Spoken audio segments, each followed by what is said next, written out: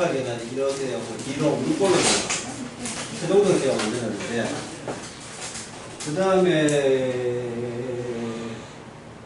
요 안쪽이 천장굴이에요. 천장굴이고, 옛날에 초기에 여기 갔던 사람들이 여기에서 배를 대가고 요쪽으로 이렇게 올라갔어요. 지금은 이제 요 선착장에서 이렇게 해가지고 계단으로 이렇게 올라가고. 근데 여기가 저쪽에도 낭떠러지고 여기도 낭떠러지거든요. 그래서 여기 옛날 의무경찰이나 정경애들이 갔을 때 1년에 한두 번씩 꼭 그 사망사고가 발생해요.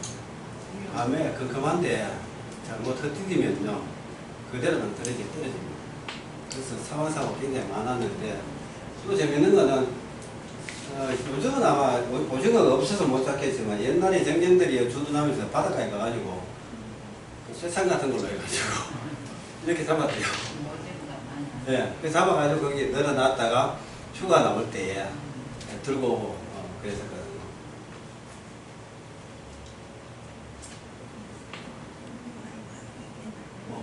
이 이야기를 제가 해요. 이게 신한일어협정이 뭐냐면은, 원래 우리나라와 일본 사이에 동해 바다에 어장 관리를 두고 한일어협정이라고 1965년에 맺었어요. 국교 정상화되면서 맺었었는데, 그때 독도의 영유권에 대해서는 박정희 정권이 그때 김정필하고 오이라고 왔다 갔다 하는데, 그때 이거는 그냥 내비두고 언급을 하지 말자 해가지고 독도는 한일 그 협정에 안 들어갑니다. 그런 상태에서 김대중이 팔아먹다 아닙니까? 예? 김대중이 팔아먹다 아닙니까? 네, 그렇게 했다가 지금 이렇게 바뀌기 언제냐면은 1998년이에요. 김대중이 98년. 왜 이때냐면은 요 1년 전에 뭐가 있었죠? IMF 때에 우리나라에 있던 외국 자본이 전부 바깥으로 다 빠져나갔어요. 그래서 우리나라가 외국의 기업이나 국가에 대해서 결제를 하려면 달러로 결제를 해야 되는데, 달러가 다 빠져나가니까 결제할 달러가 없었더라고요. 그래가지고 일본인한테 우리나라가 당시에 세계에서 가장 많은 외환보유국가 일본이었어요. 지금은 중국, 타이완, 일본보다 더 많아요. 그래서 일본한테 우리 달러가 없는데 달러 좀 빌려주라 라고 간곡히 부탁을 하니까 일본이 이때 업에서 이걸 파기를 해야 되겠다. 일방적으로 파기해요. 새로 협상하자 해가지고 맺은 게 1998년 김대중 대통령 집권기에 협상을 해가지고 맺은 게 이겁니다. 이때 해양수산부 장관이 노무현 대통령이고, 롯데 실무대표가 지금 양산에 영산대학이라고 있죠. 거기에 롯데에 있는 갑자기 이름이 생각나잖아. 정가명 교수라고. 이 사람이 그때 실무대표로. 근데 그 결과 이렇게 되어 있습니다. 이렇게. 여기 보면은 요 안에 있는 요 선, 요거는 영해예요. 영해에서는 대한민국의 선박 외에 다른 나라에 비하면 못 들어요. 그 다음에 요거는 일본의 영해고, 그 다음에 요쪽에 있는 공간, 이거는 사실은 현재 상태에서 공해라고 해야 되는데 200캐리라는 게 인정이 됐어요. 200캐리는 섬이나 육지에서부터 200캐리가 곱하기 1.851을 곱해야 돼요. 약 200하면 됩니다. 그러니까 한 400km 가까이. 여기서부터 400km가 200캐리 인정이 돼요. 그럼 겹치잖아요. 그죠? 겹치는데 일단은 200캐리를 각각 주장하지만 서로 겹치는 데 대해서는 합의가 안 되어 있습니다. 우리나라하고 일본하고 중국과 한국 사이에 요 200캐리에 해당하는 거하고 공해에 해당되는 거에 그 바다 영역을 획정을 해야 되는데 아직 안 돼 있어요. 이거 언제 하냐면은 앞으로 한 4, 50년 뒤가 되면은 우리 육지의 국경의 경계를 이렇게 표시하듯이 바다도 마찬가지로 태평양 같은 데는 그냥 내비두겠죠. 워낙 넓은 공해니까, 그죠? 그 외에 국가와 국가가 겹쳐 있는 데는 바다 경계를 획정을 언젠가 해야 되는데 그 하자면 문제가 뭐냐면은 해저 자원이 있고 수산 자원이 있단 말이에요. 그러면은 서로 넓은 면적을 차지하려고 하잖아요. 그렇게 되면은 양 국가 간의 중간선이라는 게 있어갖고 가장 가까운 섬 혹은 가장 가까운 육지의 가운데 중간선을 그어가지고 이쪽은 한국의 바다, 이쪽은 일본의 바다 이렇게 획정을 언젠간 해야 되는데 지금 안 돼 있어요. 안 돼 있고 인정되는 것은 영해입니다. 그리고 영해에서 요건 공해에 해당되지만은 여기에 외의 거는 200캐리로 오면은 요게 이제 요거 한국의 어선만 여기 들어갈 수가 있고 여기도 일본의 어선만 들어갈 수 있어요. 근데 한일 중간수역이라는 건 뭐냐면은 일본의 배와 한국의 배가 같이 들어가가지고 고기잡이를 할 수 있는 구역입니다.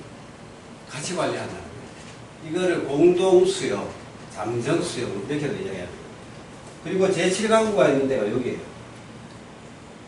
이렇게 되어 있는데 사실은 이게 우리나라가 아마 여기에 한 5%도 못 건질 거예요. 여기 너무 멀어요. 중국하고 일본하고 그 중간 지점인데 과거에 우리나라가 제7강구 막 이렇게 개발하고 할 때는 그게 유효했는데 일본이 여기에 대응을 지금 안 해요. 그래서 아마 이것을 거의 다 잃어버린 거라고 생각이 됩니다. 이게 문제인데 그 안에 보면 독도도 이 안에 들어가 있어요. 독도로부터 20회리는 하얗게 되어갖고 일본 배들 못 들어가요. 근데 나머지 녹색 부분에 한국 어선과 일본 어선이 공동으로 조업 활동을 할 수 있는 곳입니다. 근데 독도가 우리 땅이잖아요. 주민도 있단 말입니다. 그리고 경비대도 있고 그러면은 언젠가 일본하고 한국하고 사이에 바다 경계를 획정을 할 때에 우리는 당연히 독도가 우리 땅이기 때문에 독도를 기점으로 하고 일본은 거기서 가장 가까운 오키섬에서 출발해라 라고 이야기를 할 거란 말이에요. 그렇게 했을 경우에 빨간선이 중간선입니다. 근데 일본이 시나일 협정일 때 뭐라고 했냐면은 우리 다케시마 일본 땅이라고 주장 안 할게.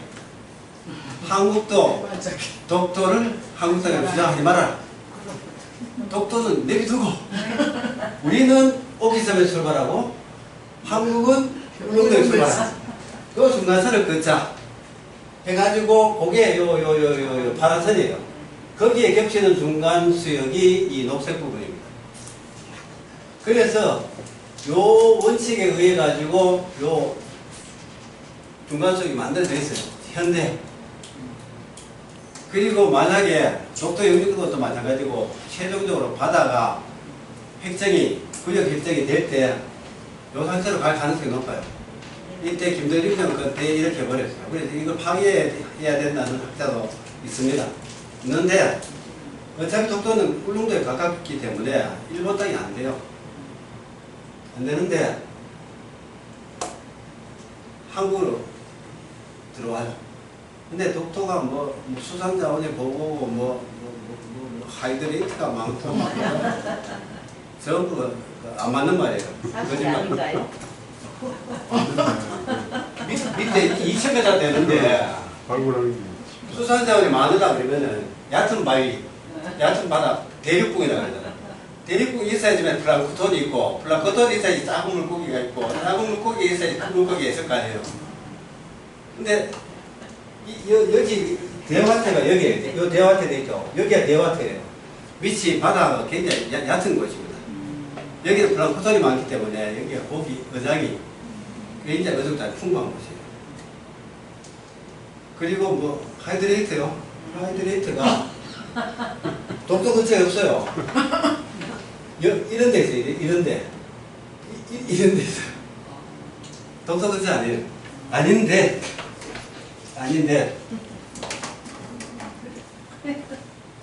요렇게 획정을 하면은 원래 빨간 선도를 하면은 우리가 차지하는 중간수역의 그 바다가 엄청 넓고 3분의 2 정도 되고 일본은 3분의 1밖에 안 돼요.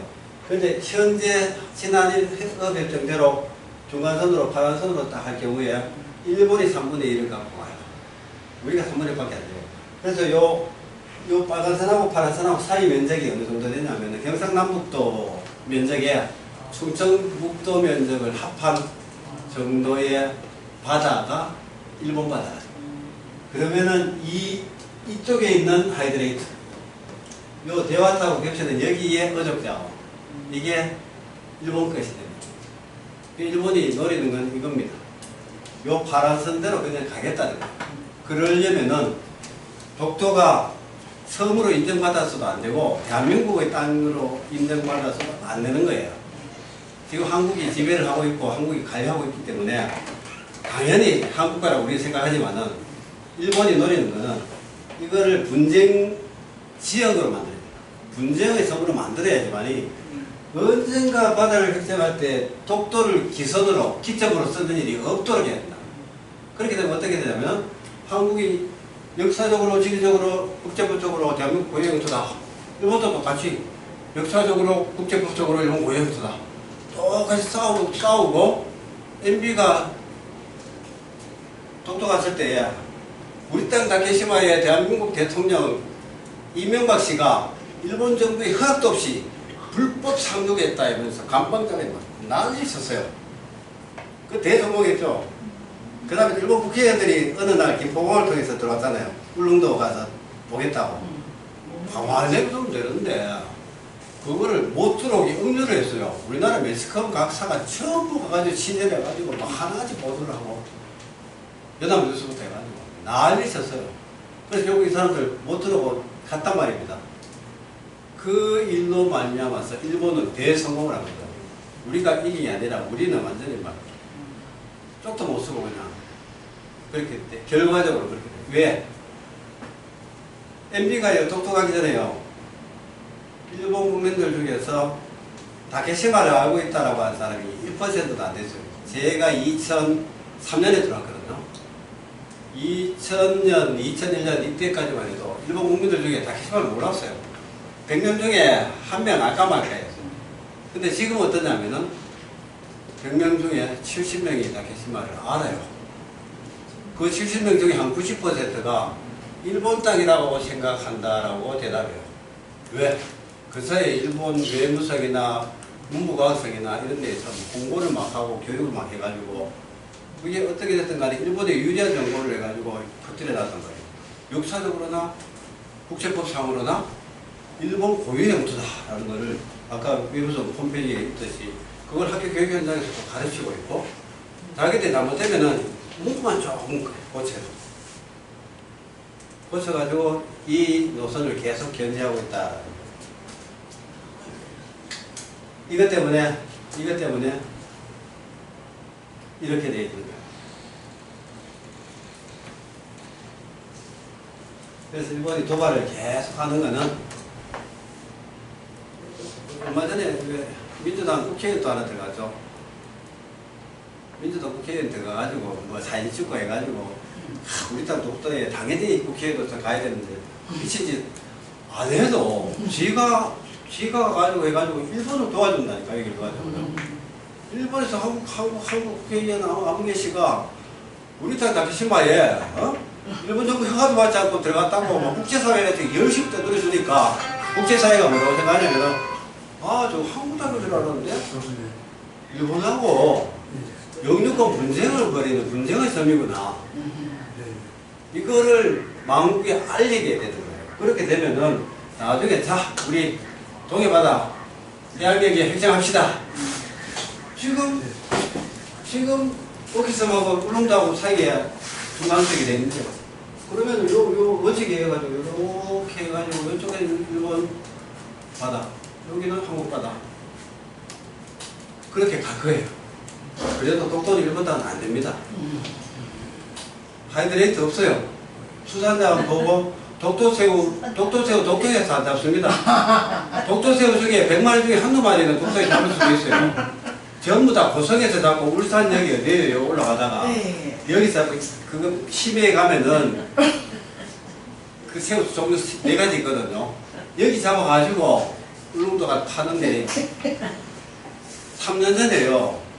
그 MBC에서 선을 넘는 녀석들인가 얘가 뭐 제가 그거를 전부 다 자문을 해주고 가가지고 거기 작가들을 3박 4일 동안 막 교육을 시켰는데 제가 한 이야기들을 잘해준 게 김종민을 통해서 나오고 전현무를 통해서 나오고 그 다음에 역사 강사 이름 뭐예요? 한참 안 나오다가 요즘 다니는데 걔가 내가 한 이야기를 지가 하는 것처럼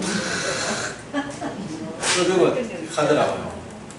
그때의 독도새우 한 마리 얼마냐? 2만 원 했습니다. 한 마리. 지금 많은데. 아니요, 지금은 10,000원 주면은 지금 하는 거 보니까 한 20마리 주던데요. 아니요, 한 마리만. 그래요? 아니, 그러니까 회로 먹는 거는 한 마리에 그때 옛날에 2만 원 3년, 4년 전쯤 됐어요. 그때 했는데 작년에 우리 세미나에서 갔거든요. 그 도동 항구로 가서 지금 파는데 독도새우 팔더라고. 한 봉지 이렇게 하는데 10,000원이래요. 세상에 무슨 독도새우 갑자기 왜 이렇게 싸졌냐. 근데 대개 이 새우가 동해안에서 잡힌다는 거고. 새우 잡아 몇 마리 잡혔어요?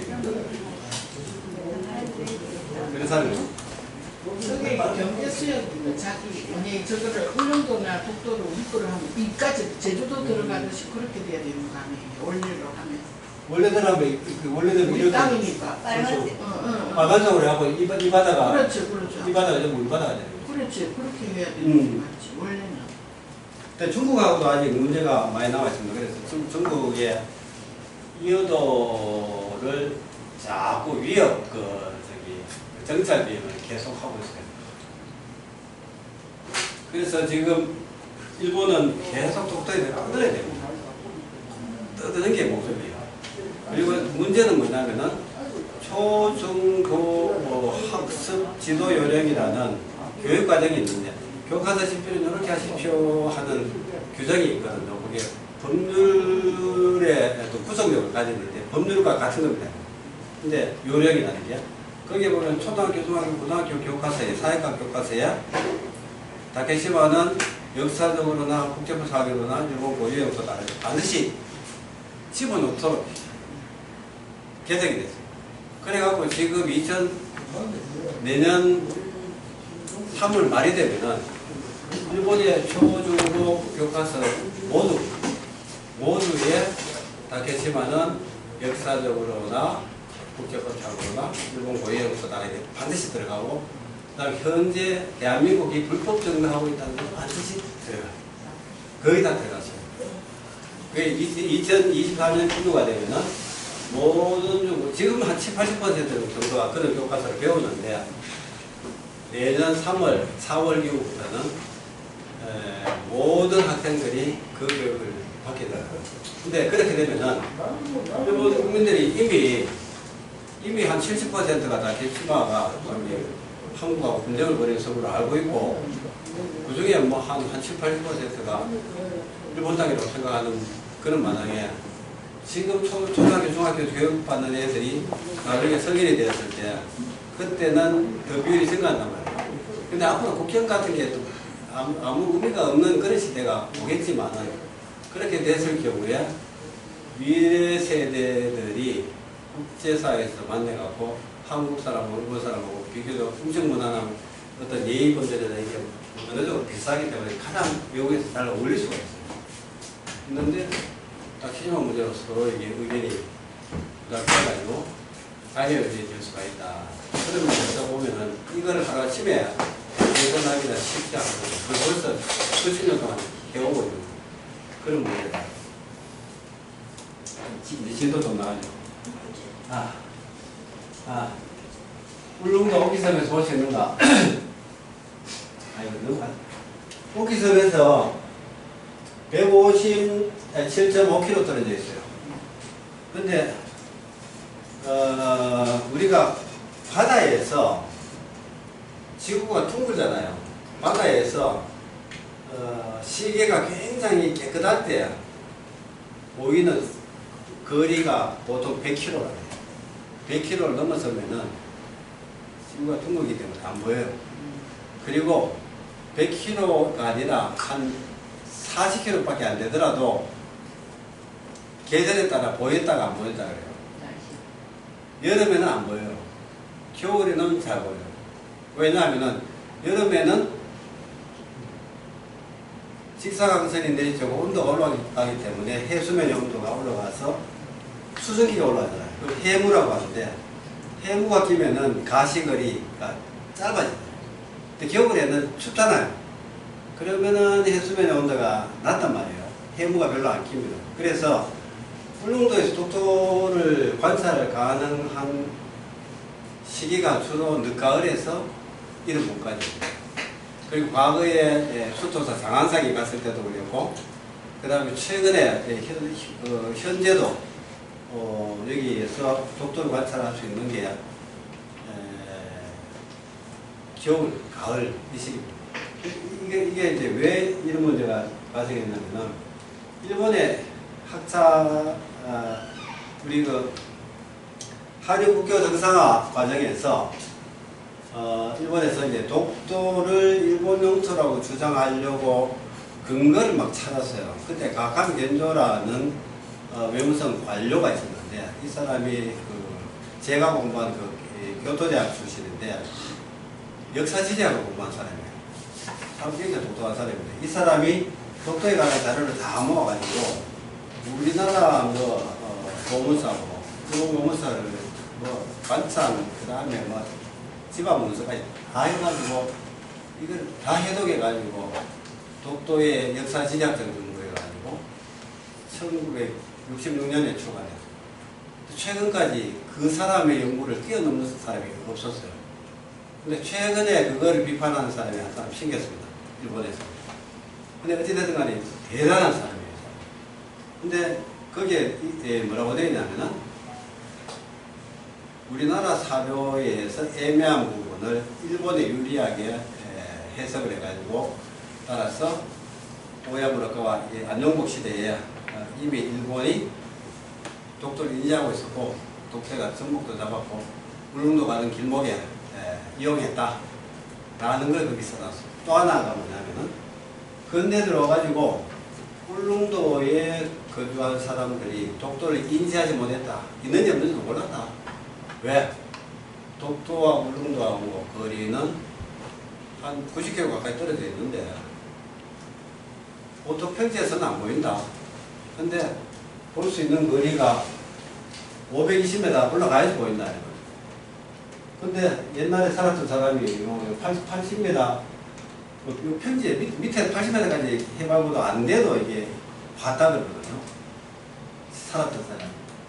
근데 이 사람이 울릉도 사람들은 독도를 몰랐다. 인식하지 못했다라는 것을 주장하기 위해서 지구가 둥글잖아요. 전체 물리학 수식을 이용해가지고 계산해갖고 524m 정도 올라가야지 독도가 보인다라고 했어요. 그래서 그걸 가지고 다시 했더니 거꾸로 524m 정도에서 독도가 전체 다 보인다는 거예요. 그래서 이것을 지금 용산 세무서에 계시다가 정태만 선생이라고 당국대에서 하기도 하고 세무서 서장으로 퇴직을 하셨어요. 경북대 경작가 출신인데 이분이 하여튼 이 소식을 이용해가지고 다시 이제 검증을 해서 보니까 오기섬에서는 거기서 106km 와야지 독도를 볼 수 있고 우리는 80m 정도만 올라가도 독도가 보이더라. 그래서 가까이 겐조가 한 말이 거짓말이다. 그런 이야기인데. 그래, 이거 뭐예요? 보이는 사진 찍었잖아요. 이건 뭐냐면은 가까이 겐조가 울릉도에 독도가 보이지 않는다. 울릉도 주민들은 독도를 인식하지 못했다. 있는지 없는지도 몰랐다. 그런데 한국이 어떻게 독도를 활용하고 생활권에 그걸로 썼겠는가. 그런데 한국은 몰랐는데 일본은 벌써 17세기에 오야무라카와가 거기 지나가다가 기록도 남기고 가서 들르고 전복도 잡고 했다. 또 독도에 가는 사료가요. 98%가 일본에 있어요. 일본이 과거에 70년 동안 1625년부터 1695년까지 70년 동안 울릉도에 무단으로 들어와가지고 벌목을 했어요. 나무 이 사람들 엄청 배웠어요. 그 다음에 인사묘, 지금도 울릉도에 혹시 절벽으로 가면은 산삼이 있습니다. 산삼. 그 다음에 명이라는 것도 있고요. 명이가 제일 비싸고. 근데 나무는 17세기에 70년 동안 일본인들이 배회한 거 하나고, 그 다음에 1880년대에 들어와가지고 또 일본인들이 해군의 그 군함을 파견해가지고 또 벌목을 해요. 이때 막 300명, 400명 이렇게 이 사람을 파견해가지고 벌목을 합니다. 그리고 난 뒤에 1800년대 후반, 1889년 이때부터 해가지고 식민지 때까지 벌목을 엄청 많이 해요. 그래서 지금 있는 나무는 그때 다 베고 난 뒤에 자란 것들. 왜냐하면은 거의 뭐 400~500년 동안 사람이 안 살았잖아요. 사람 출입을 안 했는데 우리나라의 평균 강 수량이 1.7배인가 8배인가 그래요. 울릉도가 화산섬이고, 그 다음에 사람이 가지 않았고, 강 수량이 우리 육지보다 굉장히 많고 하기 때문에 이 나무들이 굉장히 잘 자랐단 말이에요. 그래서 옛날 기록에 보면은 사람이 대여섯 명이 이렇게 둘러야지 이렇게 앉을 수 있는 크기, 그런 나무들이 좀 많았는데 지금 그런 나무가 없습니다. 거의 일본인들이 벌목을 했죠. 예. 교수님, 예. 그 세종실록 지리에는 보면 날씨 맑으면 보인다고 그 시리도 나와 있는데. 네, 나와 있어요. 그럼 여기들 금마들이 뭐 저거 어이 지시면 올라가야 비고 막 그 달에 뭐 올라가는 게 그 당시 비니까 세종실이 그건 거짓말 적었겠네, 그지? 아니 문제는 울릉도 개척령이 떨어진 1882년, 83년부터 이제 그 15호가 들어가거든요. 그때부터 일본이 편입한 1905년 사이에 울릉도 주민들이 독도를 인식하지 못했다, 몰랐다. 그 이야기를 하고 싶어갖고 그 이야기를 하죠. 그래가지고 2008년에 동북아역사재단에 독도연구소를 만들면서 모니터링을 합니다. 울릉도에다가. 그러니까 동쪽 해안에 사는 주민들한테 그 카메라하고 대장을 주면서 1년 반 동안 매일 독도가 보이는지 안 보이는지 관찰해 보시오. 만약에 보이면 찍어라. 증거를 남겨라. 그리고 보였다라고 표시하고 안 보이면은 그냥 내비둬라. 해가지고 1년 반 동안 관찰을 했는데요. 근데 1년 반 동안 몇 번 정도 보였냐면은 57번 보였어요. 57일.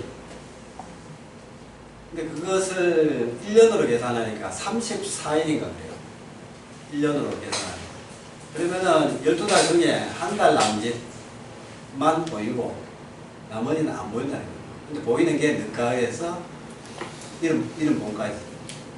이때 주로 보여요. 그때 찍은 사진입니다. 이게 저동이고 저 앞에 보이는 것도 요거도 사동에서 찍은 요거는 석포에서 찍은 독도인데 이 사진을 가지고 일본에서 거짓말 치니까 우리 이 나라에서 학자들이 봐라 울릉도에 독도 보이는데 왜 안 보인다고 거짓말 치느냐 라고 이야기했어요. 했더니 보이는 거 맞네. 보인다고 해서 반드시 한국 영토라는 보장은 없다. 대마도 봐라. 부산에서는 보이지 않는다. 그 일본도 아니냐. 그런 식으로 논리를 바꿨다고. 중국하고 똑같아. 중국은 똑같아. 요거는 깎기등이라는 데서 본 독도입니다. 요거는 이제 독도에서 본 울릉도인데, 울릉도 그 쌍높이가 985m가 정도 되는데, 독도에서 보면은 그 항상 해무가 끼어도 보인대요. 크린 나중에. 요거도 울릉도에서 본 독도입니다. 요건 독도에서 본 울릉도인데, 새가 있었어요. 저 새가 무슨 새인지 아십니까? 갈매기는 갈매기인데, 독도에 사는 갈매기는? 괭이 갈매기. 괭이 갈매기가 왜 괭이의 갈매기인지 들으셨죠? 괭이가 고양이 옛날에 표준말입니다. 옛날에는 고양이를 괭이라 그랬어요. 지금은 고양이가 표준말인데 줄임말. 식물 이름 중에 왜 괭이밥, 괭이눈, 괭이발 뭐 해가지고 괭이자 들어가는 식물 엄청 많아요. 그게 전부 고양이라는 거예요. 근데 얘가 울 때에 고양이 울음소리 같은 울음을 내면 운다고 해가지고 괭이갈매기라고 붙였다는 거예요. 그래서 저는 옛날에는 이거 괭이갈매기 순수한 우리말 참 괜찮네 생각했거든요. 나중에 알고 보니까 이 괭이갈매기가 일본말이에요. 일본말을 그대로 번역을 한 거예요. 고양이 갈매기 이렇게 놓은 거를 우리 괭이갈매기로 이렇게. 일본 사람들이 괭이갈매기라고 이렇게 표현한다. 동물 그런 거 많아요. 제가 취미로 야생화를 한지 다음 주에 혹시 요거 다 끝나고 시간 좀 되면은 독도의 야생화 해가지고 야생화 얘기를 좀 해드릴게요. 그 식물 동물의 학명 있잖아요. 학명은 라틴어로 이렇게 등재를 하는데 우리나라에 서식하는 식물하고 동물을 근대기 한말, 구한말, 조선말부터 해가지고 우리 개학하고 난 뒤에죠. 1876년 이후에 쭉 해가지고 구한말에 프랑스, 그 다음에 러시아, 저쪽 뭐 핀란드 이쪽 그 식물학자들이나 동물학자들이 와요. 와가지고 조사를 합니다. 그리고 일본에서도 식물학자들이 와가지고 조사를 해요. 근데 일본은 1900년경에 건너오는데 식민지 되기 전에요. 우리나라에 현재 서식하는 식물의 98%는 외국 사람들의 이름이 명명한 사람 이름이 붙어 있어요. 근데 이 동해안, 울릉도, 독도 이쪽은 전부 일본 사람들 이름이에요. 우리나라 사람들 이름은 2%도 안 돼요. 그러면은 해방되고 지금까지 7, 80년 됐는데 그 사이에 새로 표본을 채집해 가지고 명명 안 된 거를 해야 되는데 그것도 못하고 있어요. 왜? 현실입니다. 일본은 불과 한 10년 정도 집중적으로 와서 한국에 체제하면서 조사를 지역마다 쫓아다니면서 조사를 했거든요. 그게 우리나라의 식물하고 동물의 등록된 라틴어 명칭입니다. 그리고 그 뒤에는 명명된 이름, 여기 나카이라는 사람이죠. 나카이. 신문도 보면 그 뒤에다가 백부 이런 식으로 다 거기 뭐 박이라든가 김이라든가 하나도 없습니다. 우리 저 구한말에 막 그 뭐 고등이 어쩌고 저쩌고 민비하고 어쩌고 저쩌고 막 싸우고 그럴 때 이 사람들은 한반도하고 살인하고 만주하고 조사를 다 했어요. 그리고 저 러시아는 극동지방을 거의 조사를 했는데 지금 와서 그 라틴어 학명을 바꾼다고 막 학자들이 그러고 책도 못 써요. 등록된 건 못 바꿉니다. 라틴어로 되어 있기 때문에. 지금부터라도 신종을 발굴을 하면은 붙이지. 지금도 우리나라 사람들이 100% 하려면 원해요. 연구를 해야 됩니다. 그래서 이게 괭이도 깜짝 놀랐습니다. 우리나라 이름이 다 좋아했는데 일본 이름으로 모델 번역이 나왔어요. 그런 거 많습니다. 식물 이름 중에. 뭐 며느리 미식회 있잖아요. 또 뭐 저기 제가 얼마 전에 태백산 가서 혹시 기생꽃 들어보셨어요? 그거 보호는 멸종위기종인데 기생꽃이라고 있어요. 근데 기생꽃 하면 딱 연상이 어떻게 됩니까? 소들. 기생처럼 이쁘다 생각하잖아요. 전부 다 그렇게 생각하잖아요. 아니에요. 일본말을 번역을 했는데 그거를 기생이라고 착각한 거예요. 잘못 번역이에요. 근데 일본말로는 요 하카마에 있는 에리 부분에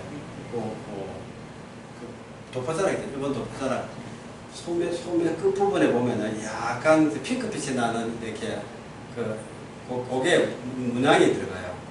근데 이 기생꽃이 보통 하얀색인데 이렇게 보면은 약간 핑크빛이 서려요. 요것과 닮았다 해가지고 소매 이름을 붙여놨는데 이 소매를 기생이라고 이름을 하죠. 기생꽃이라는 거예요. 그래서 보면은 기생처럼 참하게 생겼기 때문에 식물학자들 전부 다 그렇게 해서 써놨어요. 이런. 그래서 제가 식물 취미를 한 20년 하다 보니까 지금 칼럼 지금 불교문학에 지금 쓰고 있는데 과거에 대구신문인가 대구일보인가 한 1년 썼어요. 그래서 그 책자로 나와야 되는데 하여튼 그거를 쓰면서 이제 새로운 학명도 찾고 막 이렇게 하고 일본의 문헌도 찾고 미국 문헌도 찾고 이런 문헌 찾아가지고 쭉 해가지고 이제 제가 모르는 거 다 해가지고 또 객관적으로 순서를 좀 해야 되잖아. 보다 보니까 이것도 일본 사람이 이것도 일본 이름이네. 전부 다. 그것도 그렇고 며느리 미식계도 똑같아요. 하여튼 많습니다. 식물 이름 전부 다 학명은 저기 뭐야 일본인이 식민지에 들어가기 전에 일본인 학자들이 조선반 하면은 저쪽에 항해를 하다가 섬을 하나 발견했어요. 그러면은 발견하는 사람이 그것을 주인이 있느냐 하면 아무도 모른다 그러면은 이제 자기 나라의 영토가 되는 거예요. 그러니까 주인이 없는 땅을 먼저 선점을 한 사람에게 주권, 영유권이 간단하게 무주지 선점을. 이게 또 뭐냐면은 과거에 근대 국가 시절에 제국주의 국가들이 식민지를 개척하고 확보하고 확장하는 데 썼던 원리예요. 이게 뭐냐면은 사람이 살더라도 미개한 문명국가가 아닌 미개한 민족이 사는 거는 내 영토로 편입을 할 수 있고 내 영토로 할 수 있다라는 거예요. 이게 무지선점론.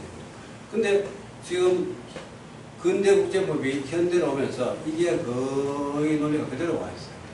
그래서 그것을 가지고 무주지 선점론.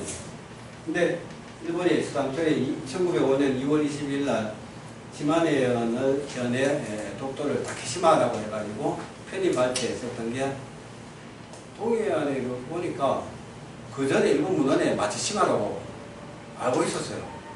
알고 있었는데 근데 돼가지고 그걸 배를 타고 갔더니 섬이 하나 있더라. 그때 해안지방 사람들이 량꼬 섬이라고 부르는데 이게 뭐냐면 아까 리앙쿠르 락스의 리앙쿠르가 길잖아요. 이렇게 줄여갖고 량코. 그래서 이 량코라는 섬을 발견했는데 보니까 누가 지배했다는 형적도 없고 무인의 섬이고 주인 없는 섬이다. 그래서 일본이 이거를 시마네온 부속섬으로 가기 결정으로 편입했다. 이게 1905년 2월 20일. 그래서 2월 20일이 다케시마에 났는데 원래 일본은 주인 없는 섬을 원래 조선 그 지도나 문적에 우산도로가 돼 있는데 뭐 대도 마찬가지에 발견했다는 얘기예요. 그렇게 해갖고 일본 섬으로 편입했다라는 게 일본의 원래 논리였어요. 원래는 우리 선점하는데 2000년 지나면서 사료를 보니까 안녕국 시대에 오양 물가라는 사람이 목자를 가러 울릉도를 가다가 청도, 독도도 봤네? 그걸 가지고 17세기에 이미 일본 땅으로 생각했다 라고 논리를 바꿨어요.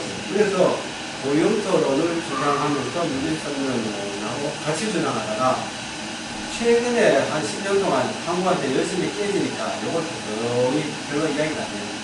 근데 일본 교과서나 그 다음에 내각감방 홈페이지 방위성, 방위백서, 그 다음에 외교청서, 그 다음에 문부과학서의 학습지도 요령 이런 데는 전부 다 다케시마는 역사적으로나 국제보상으로나 일본 고유라고 겉뜨리고 있습니다.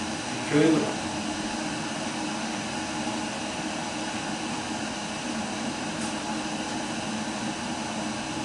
그래서 요 고용토론이라는 것은 그때 불법으로 한국당, 이것도 재밌는 게 이 사람들이 울릉도를 다케시마라고 불렀어요. 원래는 울릉도라는 걸 알고 있었고 일본에서는 이 당시에 울릉도를 뭐라고 불렀냐면 이소다케시마. 이소는 뭐냐면 기죽도라고 그래요. 있고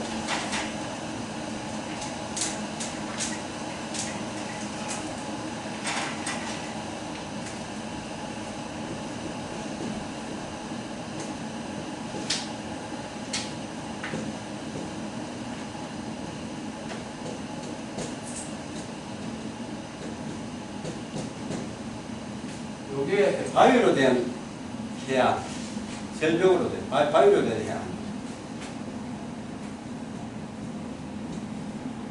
바위 절벽이 많고 대나무가 많은 섬이다 해가지고 이소다게시마, 기죽도라고 불렀습니다. 혹은 울릉도, 이것을 대마도에서 이렇게 불렀습니다. 그래가지고 일본에서도 이 이소다게시마를 알고 있었습니다.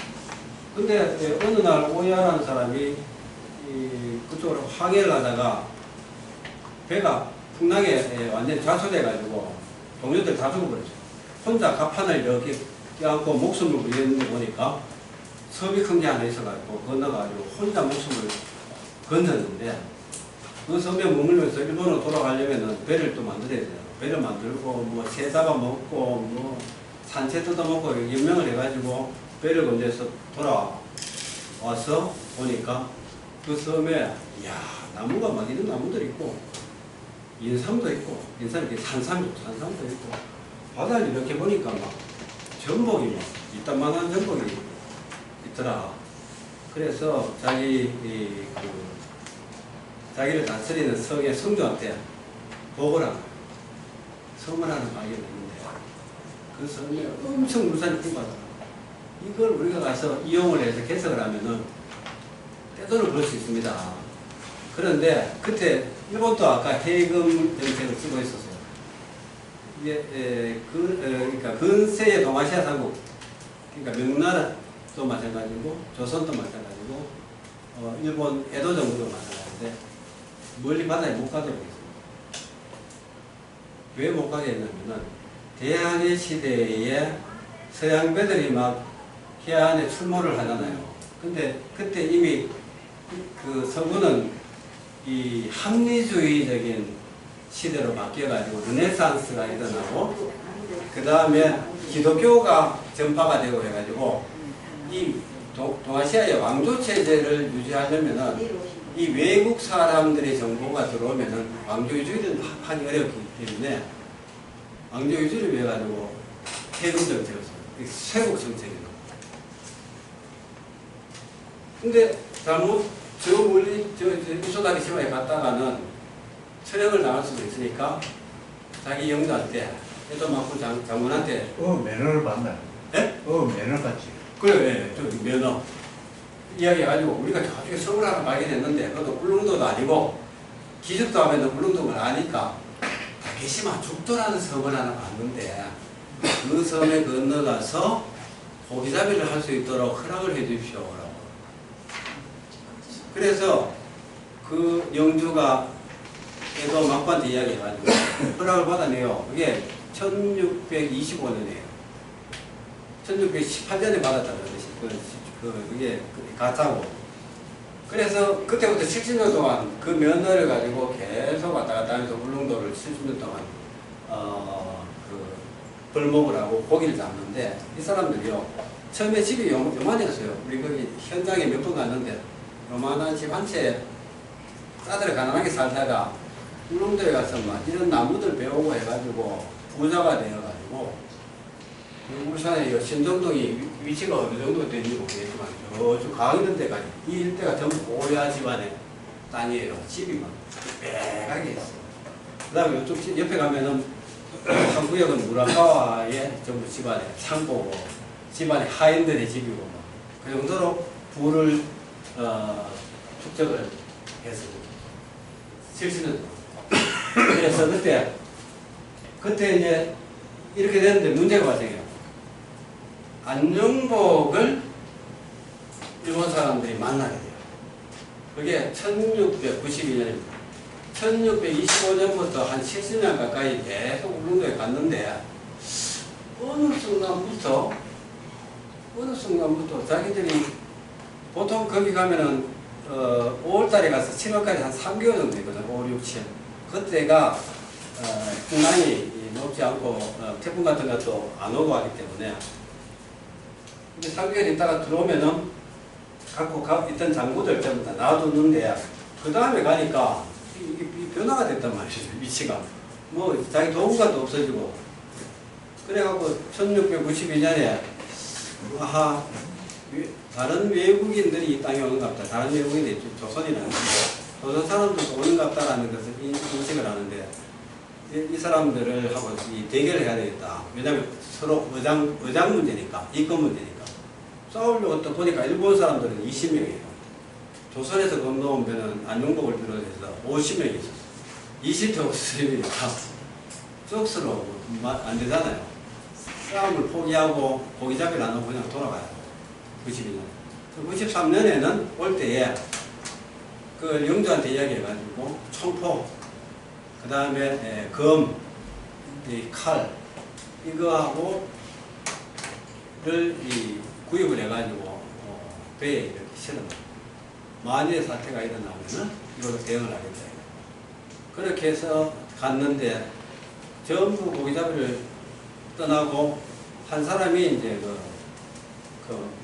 막사에서 보초를 쏘고 있습니다. 이제 봐. 부인하세요. 말이 안 통하죠. 뭐 이렇게 얘기해도 야 이거 되는 사람 하니까 쫓아가서 이따가 데려오는 게 뭐냐면 안용복이었어요. 그때 안용복은 뭘로 갔냐면은 이 선단에 아마 리더격으로 갔는데 이 사람이 동네 자천동 몇 통 몇 반 해가지고 주소도 나와요. 그 우리나라 기록에 없습니다. 근데 일본 기록에 안용복을 치조한 기록에 이 사람이 호패 기록하고 해가지고 있기 때문에 우리가 연구를 할 수 있는 건데 동네 자천동이라는 것은 그 바로 옆에 동네 외관이 있단 말이에요. 외관을 드나들면서 그 상매를 했던 것 같아요. 거래를 쉬었다 가요. 30분 되는 힘이 차고 빠진다는 쉬었다고 가지도 않은 가다가 그냥 잠깐 봤던 독도에 대해서 주장한단 말이에요. 그리고 이때 도의 면허라는 것은 외국으로 나가는 선박에 대해서 한 번 가는데 면허를 줘요. 근데 70년 동안 이거 하나 한 번 받아가지고 계속 울릉도 왔다 갔다 했단 말이에요. 그러니까 이 면허를 줬다는 것은 이게 일본 국내가 아니다. 남의 나라다라는 데 의미입니다. 그래 그 면허증을 가지고 가다가 중간에 보이는 독도를 잠시 봤다. 배가 잠깐 쉬었다. 이게 어떻게 영유권이 확립됩니까? 말이 안 돼. 근데 일본의 주장하는 근거가 이때 영유권이 확립됐는데 안용국 사건이 일어나고 난 뒤에 안용국하고 일본 어부들하고 다툼이 벌어졌어요. 이 땅이다 내 땅이다. 그래가지고 안용국이 일본 사람들을 물리치고 독도와 울릉도를 지켰다라고 이제 교과서에 그렇게 되어 있는데 그건 사실이 아닌데 소설입니다. 소설. 안용국이가요. 아까 말씀드렸듯이 처음에 이제 박오선을 불렀는데 박오선 부산 사람이에요. 그 아마 제일 그 밑에 심부름 하는 역할을 박오선이 했어요. 그리고 이제 저 위에 뭐 말 통한 사람 데리고 와라 그러니까 가가지고 안용국을 데리고 안용국이 이제 일본말이 됐습니다. 그래서 아마 통역으로 따라갔던 것 같아요. 그리고 이 사람은 상업 활동을 동네에서 외관을 드나들면서 일본인들하고 상거래를 했기 때문에 그걸 통해서 일본말을 할 줄 알았고 그리고 울릉도에 대한 정보를 알고 있었던 것 같아요. 그 당시에 부산에서는 울릉도를 알았거든요. 의외로 동해안의 연안의 사람들은 울릉도를 잘 몰랐습니다. 그래서 남도 쪽에서 전라도, 가덕도, 남해 이쪽에서 사람들이 조선시대에 끊임없이 갔는데 이 사람들은 여기 가면은 무지 돈을 벌 수 있다는 걸 알았던 것 같아요. 그래서 선단을 형성해갖고 배 3척, 4척 이런 식으로 갔습니다. 배 하나에 12명씩 타더라도 3척이면 36명입니다. 그렇게 갔다 오면은 굉장히 돈벌이가 됐던 것 같아요.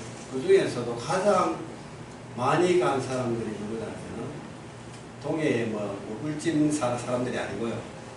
저쪽에 남해의 거문도라고 지금 여수시에 들어갑니다. 거문도에 그게 삼산면이라고 하는데 거문도 그 다음에 앞에 초도 그 다음에 손죽도 이 섬 사람들이 울릉도를 엄청 많이 갔어요. 왜 갔냐면은 거문도가 조선시대에 조선 왕실의 직하역이었어요.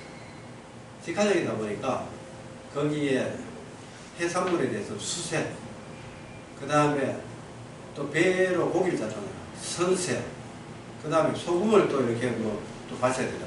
그 다음에 염세, 5만 가지의 세금을 다 붙이니까 고기를 잡아갖고 먹고 사는데 세금을 10% 정도 납부하고 나머지를 먹고 살아야 되잖아요. 근데 세금이 너무 많아가지고 전부 다 갖다 바쳐도 먹고 살지를 못하는 거야. 그래서 이 사람들이 배를 타고 섬에 살다 보니까 주변에 먼 곳에 가서 고기잡이하는 선박 기술, 항해 기술이 있었단 말이에요. 그래서 이 사람들이 뭐 했냐면은 그 거문도에서 잡는 해산물은 조정에 다 세금으로 다 바치고 먹고 살기 위해서 저 멀리 남해, 저쪽 멀리 거제도 이런 데 가서 고기잡이를 해가지고 그걸 가지고 포구에 가서 팔아요. 팔아가지고 다른 물건으로 교환해갖고 그걸 가지고 다시 또 장기로 올라가고 울산으로 올라오고 장기로 올라오고 해가지고 도망가까지 갔어요. 그 다음에 서해안은 강경, 개성, 평양 거기 뭐 진남포입니까? 진남포 저기 압록강까지 왔다 갔다 하면서 상매를 했는데 그러니까 중개무역을 하거든요. 여기에서 팔고 물물교환으로 다른 물건을 사가지고 다른 포구에서 가서 팔고 해가지고 돈을 벌었어요. 그래서 이 사람들이 두만강까지 갔다가 오는 길에 저쪽 동해바다 해리로 타고 울릉도를 가요. 울릉도에 대한 정보가 있었기 때문에. 근데 울릉도에 가서 뭐 하냐면은 자기들이 갖고 있던 통통배를 거기 가서 이제 놔두고 새로 나무를 베어가지고 거대한 배를 축소를 해요. 배 축소하는데 뭐 몇 달 걸릴 거 아닙니까? 배 축소하는 팀이 따로 있고 그 다음에 나머지 멤버들은 산삼을 캐고 약초를 캐고 그 다음에 미역을 따고 미역을 따서 말리고 전복을 따서 말리고 해가지고 이 배가 완공이 되면은 거기에다 싣고 검문도로 돌아와요. 근데 그걸 가지고 다시 그 인근 포구에다 팔아요. 그 영산강하고 그 다음에 여기 저 낙동강하고 여기 금강하고까지 가지고 하는데 그렇게 해서 판 것들이 나중에 한양까지 있습니다. 근데 이 사람들이 그걸로 먹고 사는데 지금도 거문도에 가면은 조상 제사를 지낼 때에 제삿날이 하루 저녁에 한 10몇 집이 똑같은 날이에요. 왜냐하면은 울릉도 갔다 오는 길에 배가 풍랑을 만나갖고 몽땅 그 배가 침몰을 해가지고 같은 날이고 제삿날이 거의 같은 집이 많습니다. 아직도. 그래서 거문도 사람들이 거기를 출입을 했고 그 기록을 많이 남기고 있고 그리고 울릉도에 남아있는 것들 중에서 거문도 것이 있고 거문도에 남아있는 것이 울릉도 것이 있고 지금도 거문도에 가면은 향나무로 만든 뭐 이렇게 선반 같은 거 하고 그런 것들이 있어가지고 지금은 이제 독토박물관에 막 기증이 있었어요. 그래서 그때 안용국 사건이 터지고 조선하고 일본의 에도마코 사이에 이제 일본에서는 다케시마라고 지금 독도를 가지고 다케시마라고 이때는 울릉도 다케시마는 일본의 섬이기 때문에 조선 어부들이 못 오도록 해달라라고 이제 서계를 보내요. 조선에서 보니까 가장 차는 말이거든. 우리 울릉도에 무슨 다케시마라고 해가지고 조선 어부들을 못 가게 하냐 해가지고 조선에서 서계를 어떻게 보내냐면 우리나라의 섬인 울릉도조차도 못 가도록 엄단을 하고 있습니다. 그런데 하물며 일본 땅 다케시마에 우리 어부들을 가도록 허락하겠습니까? 다케시마가 울릉도란 말입니다. 대마도가 중간에 중개 역할을 했는데 울릉도가 들어가 있으면은 이 다케시마가 울릉도였다는 것을 알았다는 게 들통이 나요. 그래서 울릉도를 좀 빼달라. 울릉도 들어가면 울릉도가 다케시마인데 결국 이 울릉도가 조선 땅이라는 거죠. 그러면은 도에 이 땅에 이 섬에 조선인들이 못 오도록 해달라는 게 말이 안 된다는 게 드러난단 말이에요. 그래가지고 서계가 계속 오가는데도 울릉도 소유권 문제가 해결이 안 돼요. 그래서 그걸 가지고 울릉도 쟁개라고 우리나라에 그리고 일본에서는 그게 다케시마라고 불렀을 때 죽도 일건이라고 해요. 죽도 사건 이렇게. 근데 그때 다 조사해보니까 한 3년여에 걸쳐가지고 막 서신하고 사절단에 왔다 갔다 하고 협상단에 왔다 갔다 하고 나중에 알아보니까 이거 우리 지목유서부터 해가지고 우리나라의 고서에 우상도가 좀 나오고 기록이 다 있단 말이에요. 그러니까 지시마에서는 조선기록은 이렇게 돼 있고 이때 같은 오야무라카와가 살던 호키 이나바라는 그 영주국가에다 물어요. 이 호키 이나바가 언제부터 울릉도를 소유했나 하니까 우리 부속섬이 아닙니다. 고기잡이를 잠시 갔다 왔을 뿐입니다. 막부가 허가증을 줘가지고 그래서 갔다 왔다. 그러면은 다른 지역에서도 울릉도 독도를 가느냐 하니까 다른 데는 가지 않습니다. 우리가 거기 갈 때에 어부로서 고용을 해서 가는 경우는 있지만은 다른 지방에서 울릉도를 가는 경우는 없습니다. 여기 가는 거예요. 보니까 조선 땅 맞네. 그래가지고 일본 어부들한테 도의 금지령을 내려요. 울릉도 도의 금지령, 죽도 도의 금지령을. 근데 그게 울릉도 독도가 세트란 말이에요. 그래서 굳이 그 마츠시마 도의 면허도 내리지 않았기 때문에 다케시마 마츠시마 도의 금지령을 내릴 필요도 없었단 말이에요. 그래서 죽도 도의 금지령을 내렸는데 거기에 독도에 마츠시마의 도의 금지는 하지 않았다. 죽도 도의 금지지 마츠시마 도의 금지는 없다. 그래서 울릉도하고 독도 중에 울릉도 도의 금지했는데 송도, 독도 도의 금지 안 했다는 게 일본 논리입니다. 근데 그 문서에 울릉도와 독도 이렇게 돼 있어요. 봐라, 마츠시마 맞지 않느냐.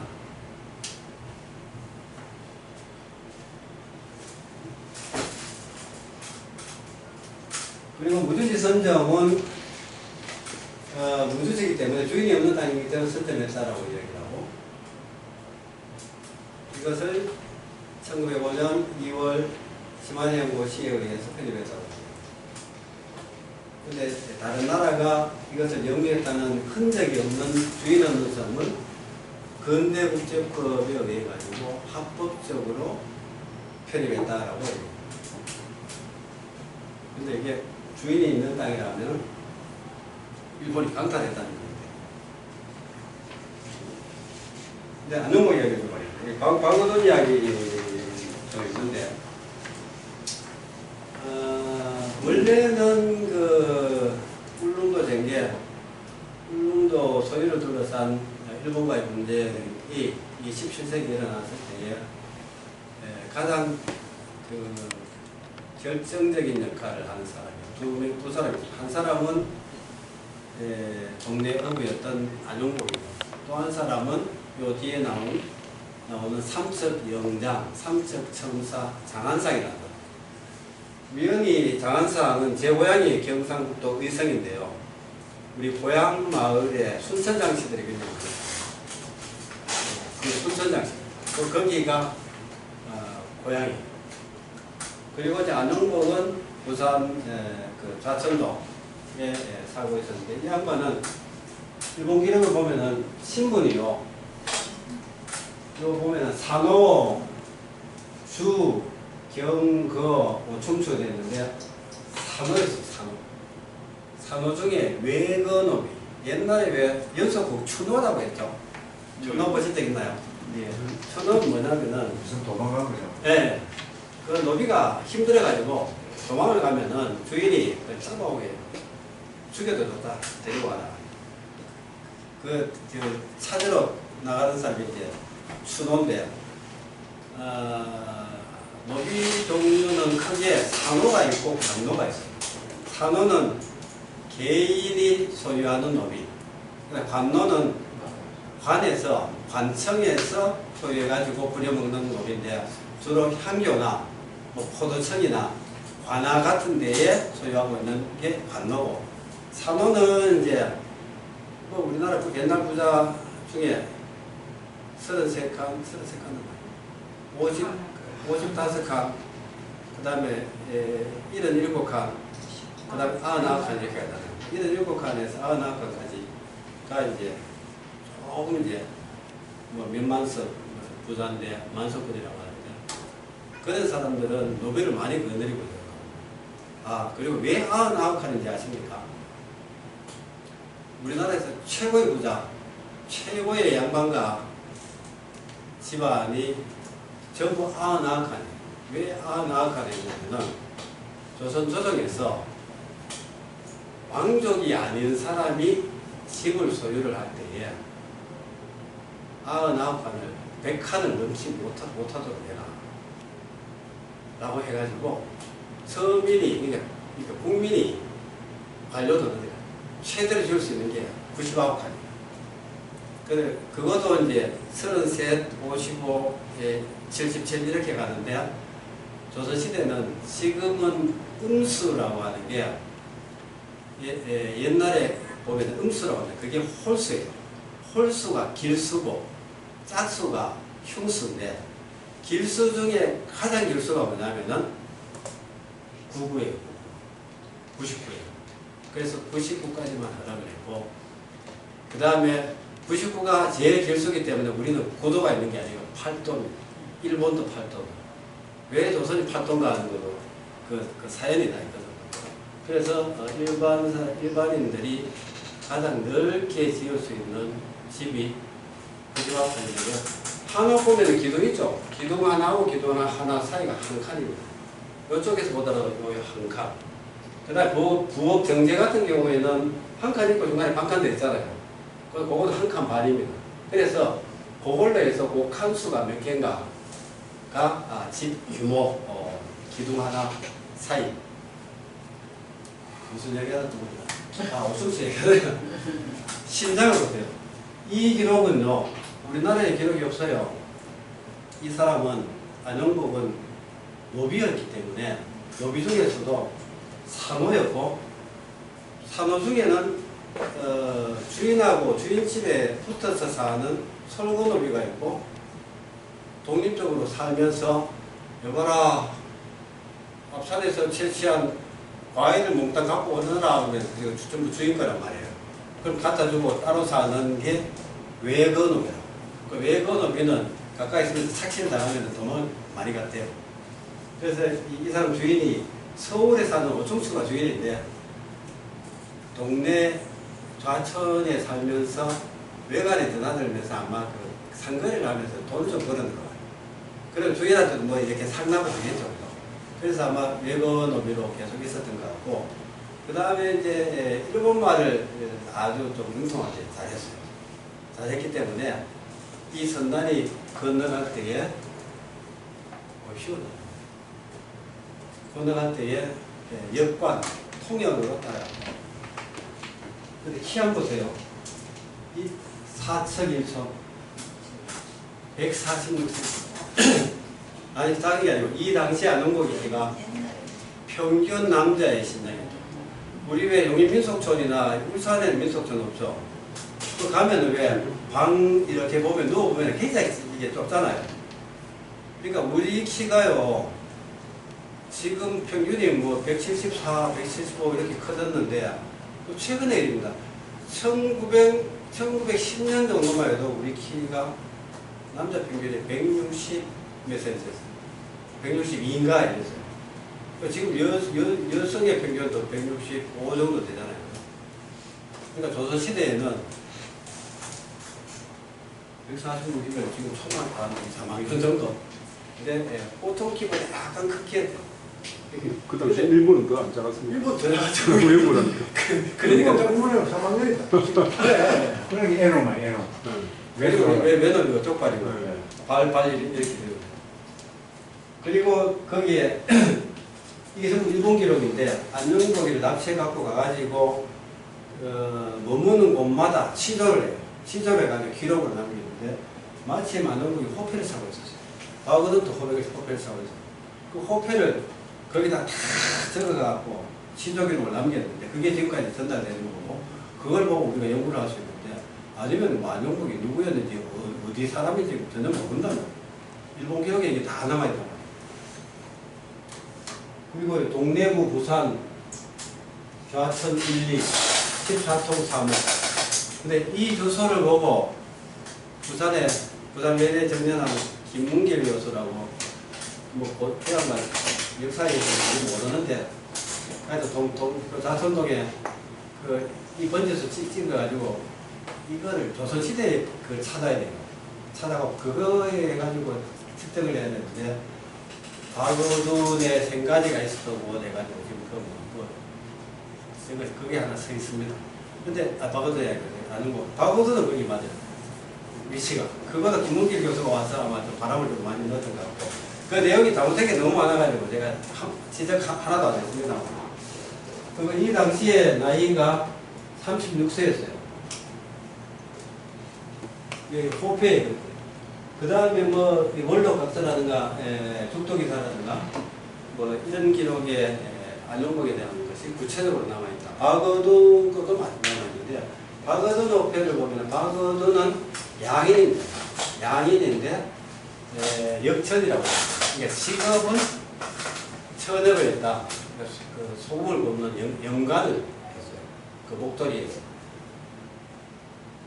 근데 바그둔 같은 경우에는 울산부 호적재단 대장, 조선시대에 거기에 바그둔 기록이 남아요.